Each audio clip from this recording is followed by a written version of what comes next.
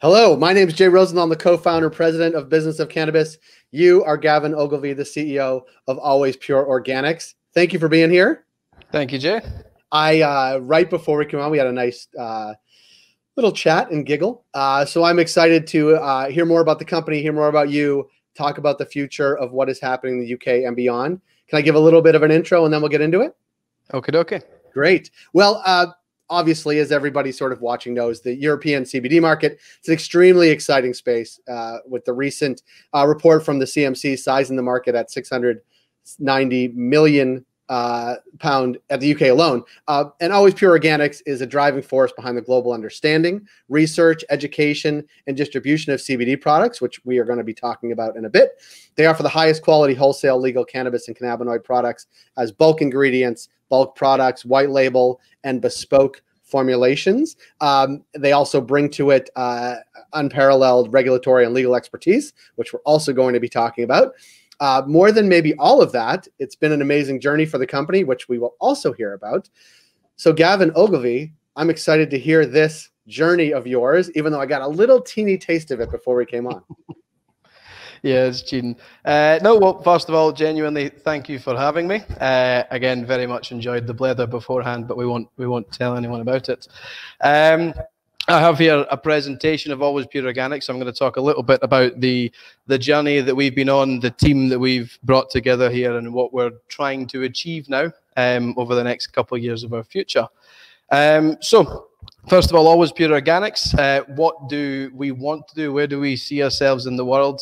Ultimately, our purpose that I think we share across the entire team here, and really what we're trying to do is to accelerate the global acceptance of and access to cannabinoids, ultimately.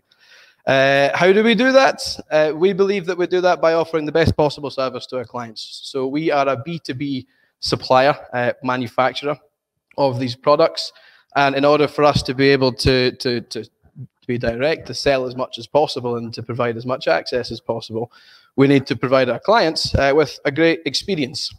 So we really do try to do that. Next slide, please.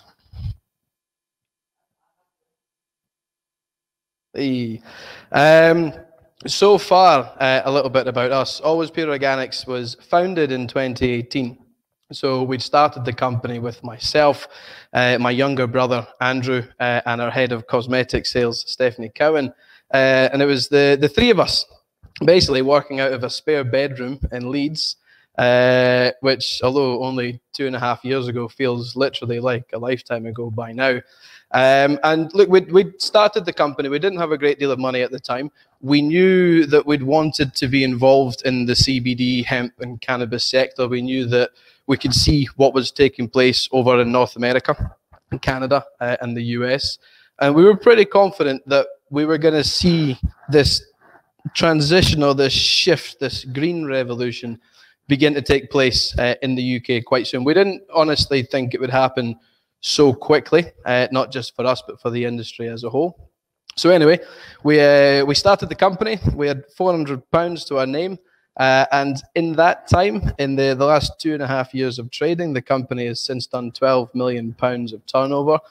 We employ 50 members of staff here locally in Manchester. We have around 500 clients all over the world, primarily in the UK and Europe, with some over in Japan.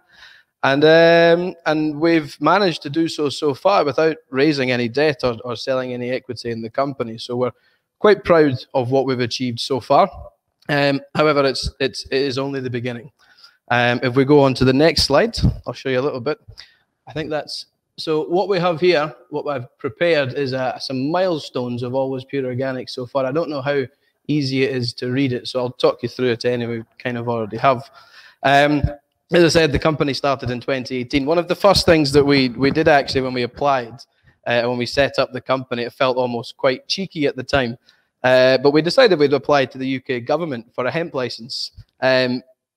Honestly, at the time, not believing for a split second that we would be approved, given the infancy of the company.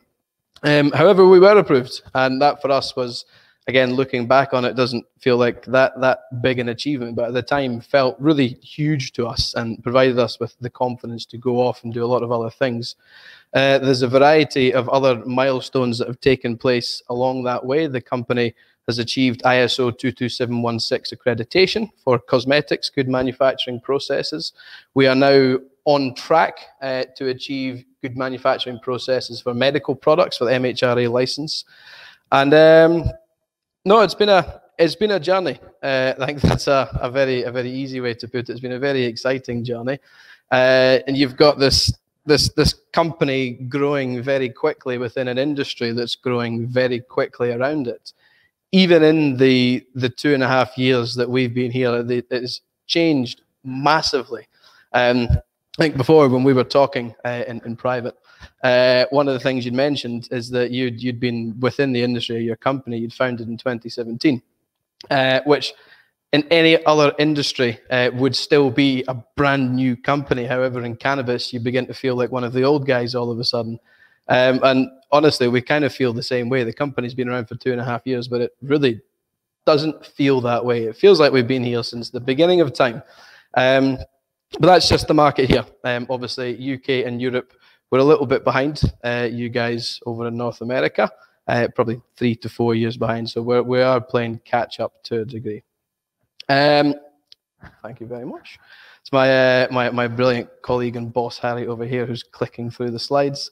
So a little bit more about Always Pure Organics. Again, as I said, the company today supplies 500 or just over 500 clients globally. The bulk of that is obviously centered in the EU. Last time I checked, which was this morning, we had 406 clients in the European Union. And today, roughly, on average, we are supplying around 1.2 million daily doses worth of CBD into the European market.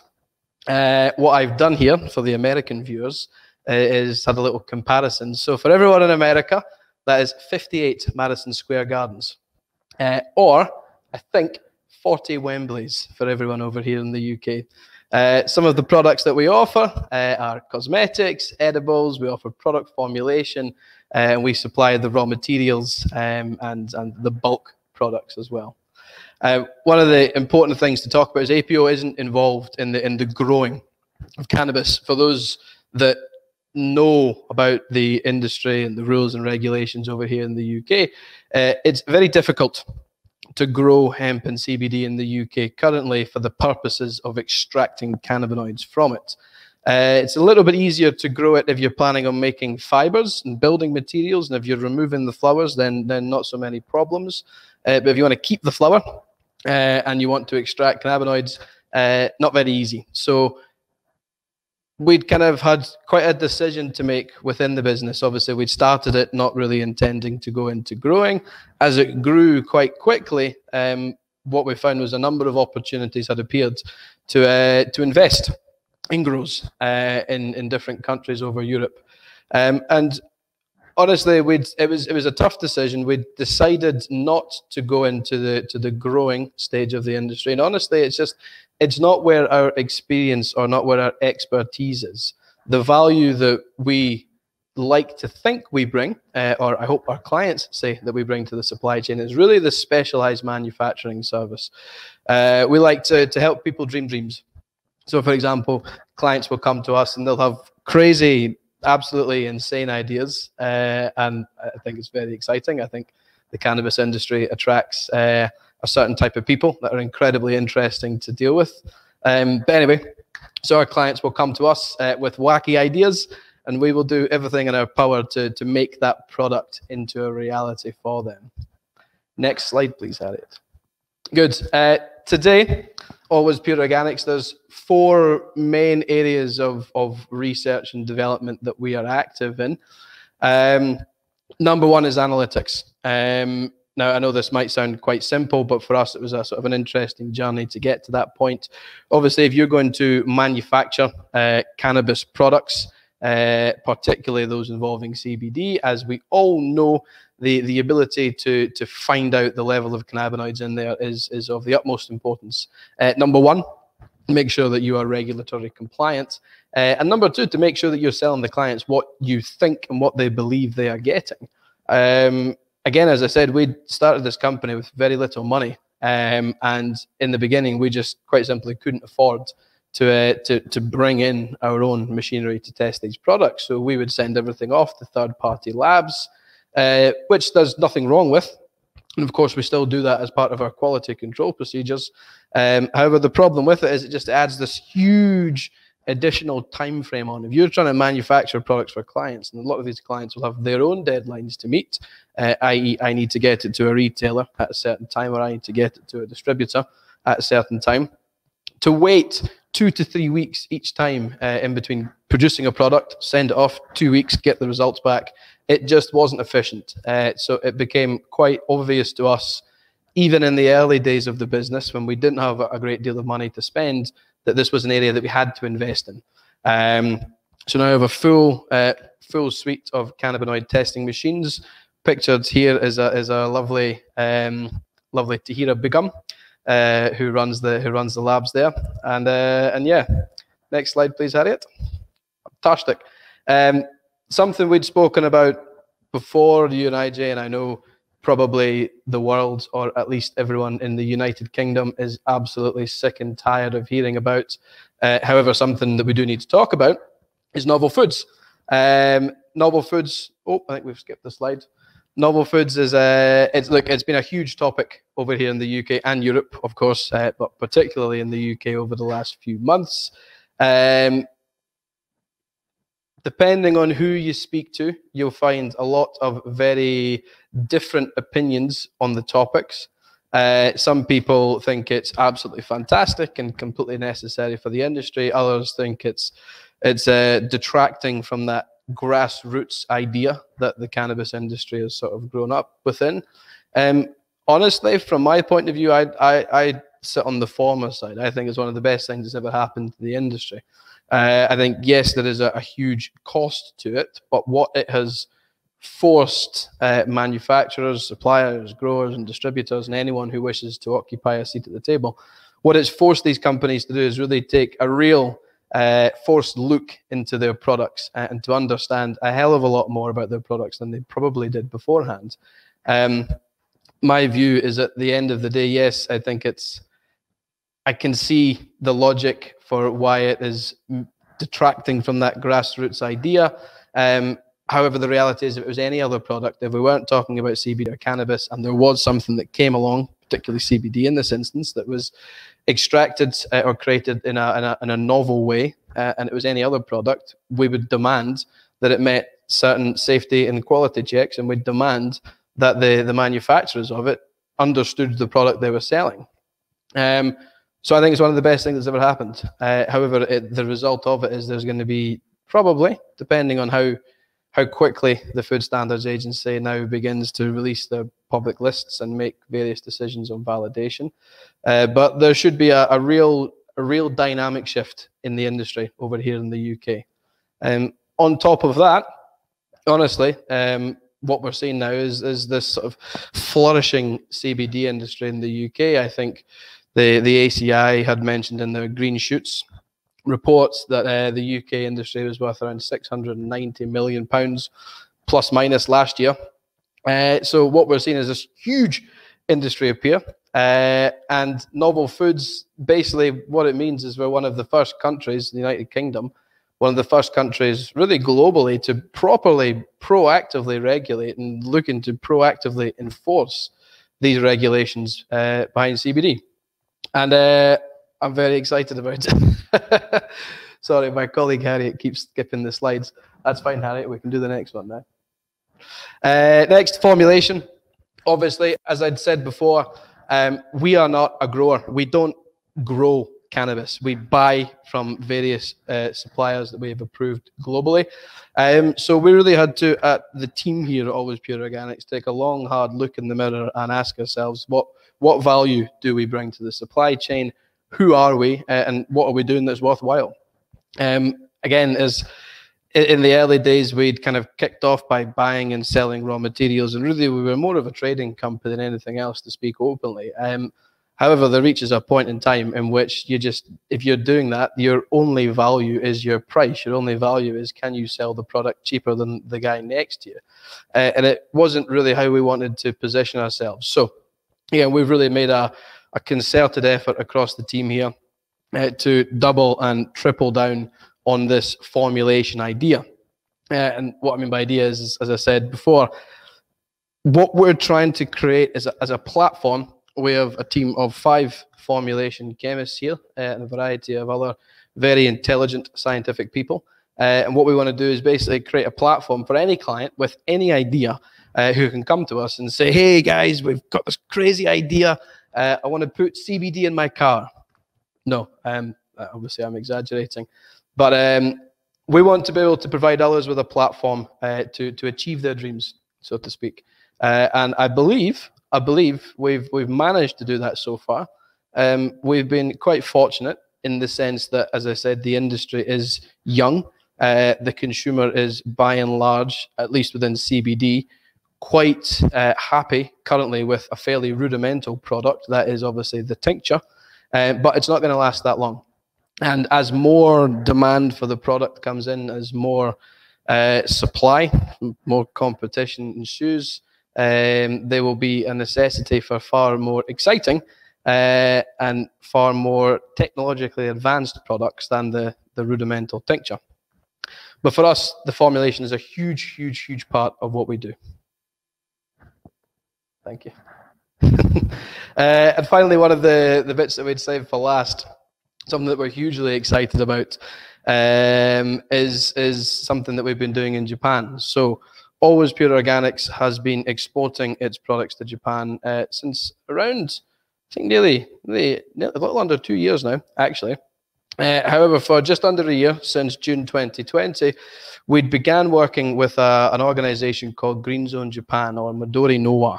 And what they were doing is basically observational studies in Japan. They began working with children and families with intractable epilepsy.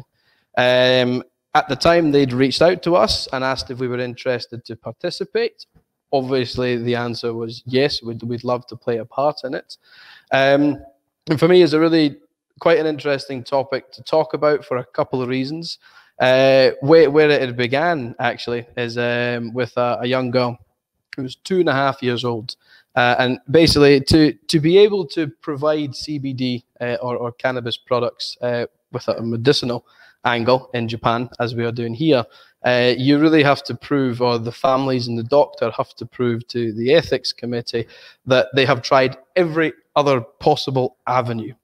So really, by the time they're coming to us and they are reaching Midori Nowa or Green Zone Japan, they'll have tried every other avenue to try and fix this intractable epilepsy. Again, the example is the very first girl we started working with. She was 2.5 years old. She'd had 2 brain surgeries by the time that she'd come to meet us. And she was due to go in for her third. I think there was a possibility that it could have really done some severe damage from the neck down. Obviously, by this point, the parents were looking for absolutely anything they could use or give to her that might remove the necessity to go for the third brain surgery. And she was introduced to us. So we'd started giving her our CBD distillate. This was in June 2020. And literally within 3 weeks, her fits had stopped completely. Since that point, we have scaled up the studies to include now 20 patients. We've just received approval to scale it up again to 50. And for me, is a hugely exciting part of it. I just think there's not many industries that you work within where you can see hands-on the benefits that your products are having and the manner in which it's changing people's lives and the difference in quality of life that it gives them. We have been committed since the start of this year to offering these families a compassionate access scheme, basically wherein we completely reduce the price of the product to essentially our cost price. and pass that on to the families. We'd had a hell of a time convincing the importers and other people we'd worked with on the island to do the same, but we managed to do it. And now we can proudly say that we supply these families at a little, I think 1 or 2% over cost price, the products. And as I said before, number one, to us, it's hugely interesting. It allows us to collect a huge amount of data and information on our products, but also from a human or a humanitarian point of view, and we believe it's fundamentally the right thing to do. Next. Next, we're going to the moon. We're building a cannabis farm on the moon. No, I'm joking. Next, look, we have huge ambitions for not only APO, but the industry itself here in the UK and in Europe and Japan. And we see ourselves as a real driving force and sort of flag bearer for that. And yeah, there's your brief story about APO. I love the brief story. I'm compelled by all of it. I'm obviously compelled by the work you're doing in Japan on the compassionate pricing scheme. And I want to go back to the table you described in Leeds with you, your brother, and Stephanie. Is that right? Yes, Stephanie Cohen, yes. And I want to go to the first decision you made. You said, okay, we want to be in the CBD or cannabis realm. Like, did you think we're going to be in this space where we're going to be doing manufacturing, testing, R&D, or was there a plan? You were just looking at the overall thing and said, we need to find a slice and go do it. We've seen North America. Like, what was the thinking to get into your very specific vertical? We just wanted to be involved in the industry. We knew, and I still believe, that we knew there was going to be decades of opportunities, real golden opportunities in the cannabis space. We didn't think, it would happen so soon. I still have the note. I remember we'd gone to a Costa Coffee not too far from the house, and we'd drawn up our plans of how we were going to take over the world. And we'd written in this plans from year 0 to 5. Okay, it's all about the groundwork, and we're just getting used to it and getting to understand the industry. And by year 10, we'd be one of the top 15 companies in the UK. And we'd had the same ambitions we had now. However, they were really taking place over 20 to 30 years. Now we're trying to achieve all the same things in a matter of months in some instances. So no, we didn't quite have a clear-cut plan, honestly, at the beginning. We had £400. We had a desire to get into the cannabis industry, and that was it. At the time, I was very much aware that Switzerland was the kind of the go-to country in Europe for cannabis and CBD products. I'd had a few friends from previous ventures in Switzerland, and I remember calling them up and said, hey, who's the biggest? Who's the best in Switzerland? Introduce me. I've got £400. I'm here to take over the world. And yeah, that was where it started. We'd ordered some oil over, brought it into the UK and literally within 2 or 3 days, all that we did is we put it in a briefcase. I would go around local health food shops in the area of Leeds and say, hi, have you ever heard of CBD before? It's going to change your life, and let me tell you why. And put the briefcase down on the table, and it worked. Within a day, we'd sold the first lot. We'd ordered more. It had sold out before it had landed, and we kind of kept selling out before the stock ever arrived, which was great for the first couple of months. And we just found this huge and quite surprising growth taking place. It was really, honestly, 6 to 8 months into that we had to kind of go, right, guys, stop. Who are we? What are we? What's our identity? What do we want to do? This is no longer a little hobby project on the side. This has really become something now. And honestly, who do we think we are today, and where do we want to be in a year and 2 years' time? Yeah, it's interesting because here in North America, but certainly in Canada, it was the way to raise the most capital, which we'll talk about in a sec, was to have a huge cultivation footprint. That was number one, and that's what everybody did. The sort of other verticals within that got things to market, testing, R&D, product manufacturing, co-packing, like whatever it was, formulation is now coming around. And now there's companies like filling that gap. But I think on the European front, where certainly in UK, where the companies couldn't necessarily go access capital markets, it was how to actually build a business from day one that actually had sustainability to get you maybe to sort of capital markets and sort of taking on investment. But I wonder if you viewed it the same way, where you were looking at like places like California, Colorado, where the industry had developed a little bit, and and you were saying, how do we actually fill one of those verticals that's already developed in California, Colorado, and other places, but do it from day one? Look, I think obviously we're a little bit lucky, obviously, here in the UK and Europe, in the fact that we were a few years behind you. And I think we could see everything that was going on in North America, and we were watching it with our finest pair of binoculars on. And you're right, in the beginning, everyone went and they raised truckloads of money. And the first thing you would do is you'd go off and you get the most beautiful, biggest greenhouse in the world and grow more cannabis than you could possibly sell in 50 years. But I think, look, it's for you guys, obviously the industry was brand new and it was very exciting and everyone was piling in, and that was the kind of the logical, you'd, especially as an investor, you'd say cannabis greenhouse. If I'm going to be in the cannabis industry, I should be growing cannabis. When in reality, as you said, there's so much more to the industry than that. That is just the beginning of it. So you got hundreds of different distribution channels after that point. So number one, we were fortunate enough to have a bit of time behind you guys and watch a lot of these really big companies raise a lot of money and wind up growing more than they could sell. Like I said, if you look at the accounts for any or most of the major Canadian companies just now, and if you go down to their inventory levels, most of these guys are sitting on hundreds of millions of dollars worth of stock. They've produced more than they could ever sell in a decade. So we kind of got into it knowing that. We went into saying, right, well, first of all, there's a lot of cannabis sitting over there in Canada and America that can't be sold, that probably at some point in time they're going to want to sell it off. So maybe going and growing isn't the best decision. It costs a lot of money. You're going to have to wait for quite a bit of time until you can see any returns on that money. And everyone that's tried it so far seems to be losing a lot of money, to be honest with you. And obviously my personal background is I've been starting up companies since I was 13 years old. I started doing door-to-door sales when I was 18. So I've always come from a world in which you have a product and you go and sell and you get paid today. The whole world of raising finance and money markets was something that was a little bit new to me, and it wasn't a concept I understand obviously a lot more now, but at the time it wasn't really a concept I was interested in. I thought, let's make a business today. Let's not go borrow someone else's money. Let's do it ourselves from scratch. And we've been fortunate enough to have been in the right place at the right time with the right team, and we've kind of managed to do it. It's a pretty good 400 quid investment.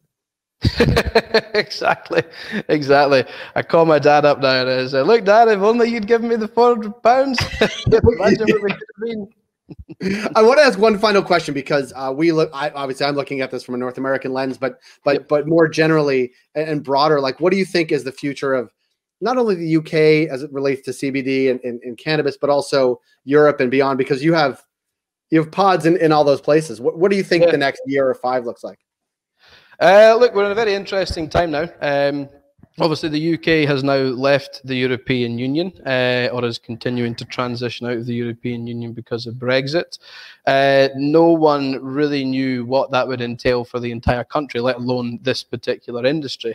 What we're now seeing in the UK, at least, or what seems to be happening at the top of government, is a very pro-cannabis sentiment.